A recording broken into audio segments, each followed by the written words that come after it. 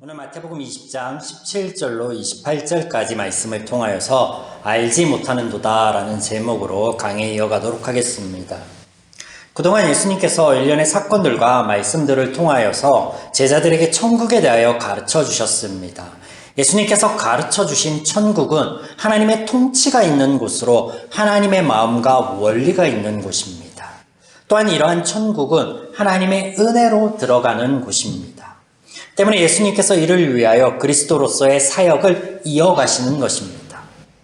이렇듯 마태복음의 초점은 오직 예수님께 맞추어져 있습니다. 예수님께서 누구이신가, 어떤 사역을 하실 것인가, 또 그 결과는 무엇인가. 우리는 지금까지 이런 예수님에 대하여 말씀 안에서 살펴보고 있습니다. 이렇게 말씀을 나누는 과정 가운데 중요한 사실을 두 가지 알게 되었는데, 그것이 무엇인가 하면 마태복음 안에 예수님의 사역 안에 우리가 할 것이 없다라는 것입니다. 물론 우리가 산상수훈 같은 말씀을 보시면 겉보기에는 우리가 이루어야 할 거룩한 모습이 따로 있는 것처럼 보였으나 실상은 하나님의 은혜로 변화될, 그리스도의 사역의 결과 변화될 복된 모습이었음을 우리가 알게 되었습니다. 이렇듯 예수님께서 하실 사역을 선포하시는데 그 가운데 사람들이 해야 될, 우리가 해야 될 사역이나 과업은 없었다라는 거죠. 오늘 말씀을 이어가시는 예수님께서도 동일하십니다. 천국은 은혜로 너희에게 주어지는 것이야, 이렇게 말씀을 하시고, 이제 세 번째, 이 천국을 가져오기 위하여 나는, 죄인들을 변화시키기 위하여 나는 십자가를 지어야 해 라고 말씀하십니다.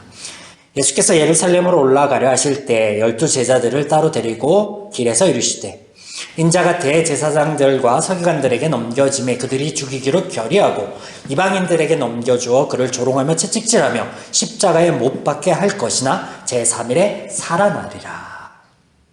네, 마태복음의 말씀을 나누며 알게 된 사실 첫 번째가 이것입니다. 예수님께서 일하신다라는 거예요. 그 예수님의 일하심에는 사람이 할 일이 없다라는 거. 오직 예수님만이 종교 지도자들에게 넘겨질 것을 말씀하시죠. 또 죽임당하실 것도 예수님께서 죽임당하신다 말씀하세요.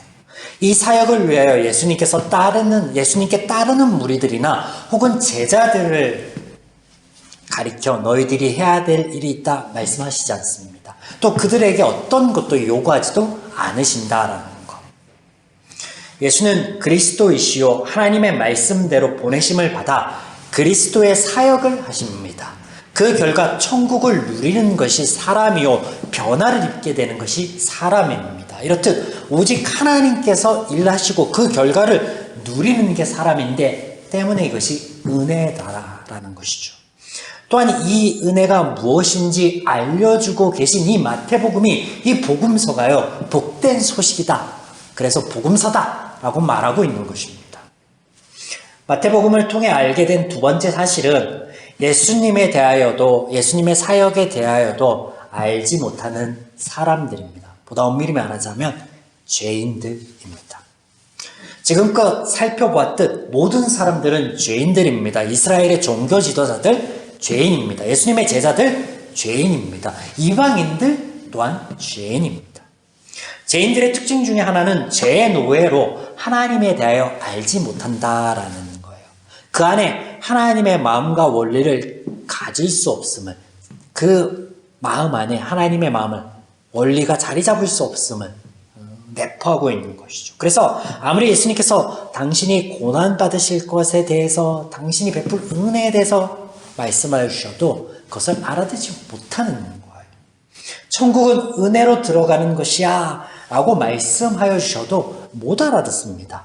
은혜이기에 너희가 할 일이 없다라고 말씀하셔도 못 알아듣는 거예요. 그럼에도 불구하고 예수님께서 끊임없이 그들과 대화를 합니다. 왜 그럴까요? 그들은 끊임없이 못 알아듣는데, 예수님께서 말씀하여 주셔도 그들은 못 알아듣는데 왜 말씀하시는 거예요? 왜 계속 그들과 대화를 이어가시는 거예요? 만약에 예수님께서 말씀하여 주시지 않는다면 그들은 들을 기회가 없을 것입니다. 나중에 그들에게 있을 변화가 무엇인지, 또 이런 변화가 찾아왔을 때 하나님의 역사로 인해, 은혜로 인해서 그것이 된 것이라는 사실조차도 모르게 될 것이기 때문에 그렇습니다. 때문에 말씀하여 주시는 거예요. 그들의 가치관과 기준, 생각과는 다른 하나님의 말씀을 계속하여 들려주십니다. 지금 당장 그들이 깨닫지 못하여도 말씀하여 주시는데, 이후에 하나님의 영이 임하실 때는 그때 전에 들려주셨던 그 말씀이 깨달아질 것이기 때문이기도 하죠. 이것이 은혜입니다. 은혜. 이것이 은혜예요. 자, 재밌는 것은 예수님께서 이렇게 은혜로 말씀하여 주셔도 그들은 깨닫지 못한다. 이것을 하나님이신 예수님께서 아신다라는 거예요. 때문에 예수님의 말씀 안에는요, 정죄함이 있을 수 없습니다. 또한 그들 향한 꾸짖음 또한 있을 수 없습니다. 왜냐하면 그들의 반응, 그들이 못 알아듣고 하게 될 말들을 이미 아시기 때문에 그렇죠. 오히려 죄인의 이해의 한계 안에서 그들을 위로하시는 말씀들이 예수님의 말씀 안에, 하나님의 선포되는 그 말씀 안에, 그 진리 안에 하나님의 마음과 원리를 담아내어 말씀들을, 이야기들을 이끌고 가신다라는 사실을 우리가 꼭 기억해야 됩니다. 우리가 이런 배경 지식이 없이 오늘 말씀을, 복음서를, 성경을 보게 되면 헷갈릴 수 있어요. 지난 시간 천국은 하나님의 은혜로 가는 것이야 라고 말씀하시는 예수님 앞에 못 알아들은 제자들이, 비록 우리가 율법으로 완전한 부자 청년과 같지는 아니하여도 우리는 가족과 집을 뒤로하고 예수님을 따랐으니 우리에게는 무엇인가 있겠죠 라고 불안한 마음의 질문을 던져올 때 예수님께서 나를 위하여 부모를 버리고 또 집을 버리는 자는 배로 받을 것이다 말씀하십니다. 이 말을 듣고 불안해하던 제자들은 위로를 받죠. 우리가 버리고 따랐으니 우리에겐 뭔가 있구나 라고 말씀하시니까 위로가 있죠. 그러나 예수님의 이 말씀은 하나님을 위하여 모든 것을 버려라, 받기 위하여 바쳐라, 이런 말이 전혀 아니다라는 것 때문에 예수님께서는 뒤집어 생각해 보아라 라는 의미로 먼저 된 자가 나중 될 수 있고 나중 된 자가 먼저 될 수 있다라는 말씀을 두 번이나 하여 주신다라는 거예요. 또 이 말씀을 하여 주시면서 더불어서 천국이 어떤 것이고 어떻게 가는 것인지에 대해서 비유를 통해서 한 번 더 말씀하여 주신다라는 거예요. 오늘 예수님께서 이 천국을 위하여 십자가 사역을 하실 것을 말씀하시는데, 이때 못 알아듣는 죄인들의 반응이 이렇게 등장하는 것입니다. 그때 세베대의 아들의 어머니가 그 아들들을 데리고 예수께 와서 절하며 무엇을 구하니 주의 나라에서 하나는 주의 우편에 하나는 주의 좌편에 앉게 명하소서. 지금 예수님께서는 당신의 죽음에 대하여 말씀하시는데, 제자들은 하나님 나라에서 자신들이 앉게 될 자리에 관심을 가지며 청탁을 하고 있습니다.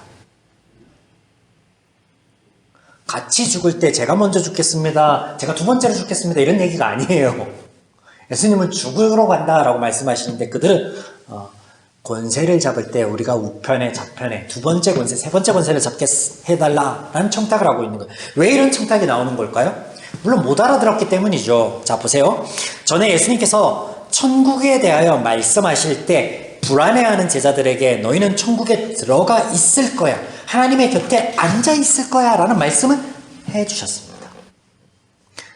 더불어 지금 그들이 예수님과 함께 예루살렘으로 들어가고 있을 그때 이런 이야기를 하고 있는 거예요. 이스라엘에게 예루살렘은요, 다윗의 궁전이 있고 그리고 솔로몬, 스룹바벨이 지은 성전이 있는 곳으로, 그들 생각에서 예언서에 쓰여있는 메시아가 오게 되면 이 예루살렘에서 왕이 되실 것이고 자신들을 억압하는 모든 외부의 세력을 몰아내시고 영광을 가져올 거라는 생각을 가지고 있기 때문에, 그렇기 때문에 자신들이 생각하고 있는 메시아 도래라는 그 생각과 더불어 예수님께서 하신 말씀, 그런 의도로 말씀하시진 않았어요. 은혜로 간다라고 말씀하셨는데, 천국에 대해서 얘기하시고 하나님 우편에 좌편에 앉을 사람들 얘기하니까 보좌에 자리가 따로 있구나. 이제 때가 되었구나. 우리가 그간 열심히 예수님을 따랐으니 봐. 전에 이를 위해 버리는 자는 배로 받을 것이라고도 했잖아. 그리고 하나님 옆에 12보좌 얘기를 했잖아. 우리가 드디어 뭔가 자리를 차지할 수 있겠구나. 이런 마음인 거예요. 전혀 못 알아듣다는 얘기를 하는 거죠. 잠깐 사람이나마 보좌 얘기하셨잖아요. 그거 그냥 은혜 얘기고 그 보좌라는 거는요 없는 거예요. 그냥 말씀하시는 거예요. 그들의 이해 한계 안에서. 천국에서도 여러분 서열이 있으면 흙수저 금수저 있으면 되겠습니까? 말도 안 되는 거죠. 공평과 평등만이 있겠죠. 천국에는 하나님의 속성이 그렇잖아요. 공평하신 하나님, 평등하신 하나님. 자, 이에 대한 이런 제자들의 반응과 말에 대한 예수님의 이 말 한마디가, 이 말씀 한마디가 모든 상황을 정리하는 것이 됩니다. 오늘의 제목이죠. 뭐예요? 너희는 너희가 구하는 것을 알지 못하는도다.